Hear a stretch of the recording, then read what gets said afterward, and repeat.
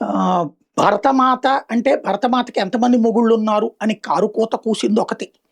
అట్లాగే ఆజాది అంటే స్వతంత్రం. ఇప్పుడు స్వతంత్రమే లేకపోతే వాడొచ్చి అక్కడ ఉద్యమిస్తాడా? స్వతంత్రం ఉంది గాబట్టే భావ ప్రకటన స్వాతంత్రం హక్కుంది గాబట్టినే ప్రభుత్వాన్ని అమ్మలక్కల్ని తిడుతున్నా, లేకపోతే దేశాన్ని పచ్చిబూతులు తిడుతున్నా అక్కడ వదిలేశారు. అట్లాగే ఈ దేశంలో ముస్లిం ప్రధానమంత్రి కావాలని ఒకళ్ళు, లేకపోతే ఈ దేశంలో ఆర్టికల్ 370 కావాలని ఒకళ్ళు, ఇట్లాంటి అనేక మంది అనేక కారుకూతలు కూశారు.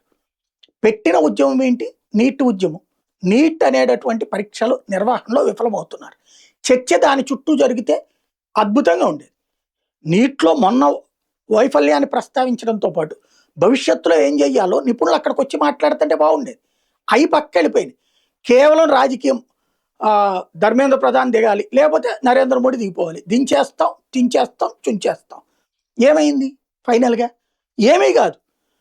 మనం భారతదేశంలో 140,00,00,000 జనాభా ఉన్నటువంటి దేశంలో ప్రభుత్వాలకు వ్యతిరేకమైనటువంటి నినాదాలు చేయడంలో తప్పే లేదు. ఆ వ్యతిరేక నినాదాలు దేశ వ్యతిరేకం కాకూడదు. జాతీయ వ్యతిరేకం కాకూడదు. అదే సందర్భంలో తప్పుడు ప్రచారంతో ఇష్యూ డైవర్ట్ చేస్తే ఏమవుతుందో అదే జరిగింది. ఆశించిన సింపతి రాలేదు. మామూలుగా వీళ్ళు ఎక్స్‌పెక్ట్ చేసిందేంటి? అక్కడ సోనం వాంగ్‌చుక్‌ని అరెస్ట్ చేస్తే దేశమంతా అల్లకల్లోలం అయిపోతదని. అభిజిత్ దుప్కే పిలుపునిస్తే పరుగులు పెట్టుకుంటూ వచ్చేస్తారని. ఎవడు పట్టించుకుంటాడు? ఎవడికి వాళ్ళకి సోషల్ మీడియాలో పోస్టులు పెట్టి సంతృప్తి పడేటటువంటి దిశలోనే ఉన్నారన్న సంగతి తెలియకపోవడం వాళ్ళ అమాయకత్వం.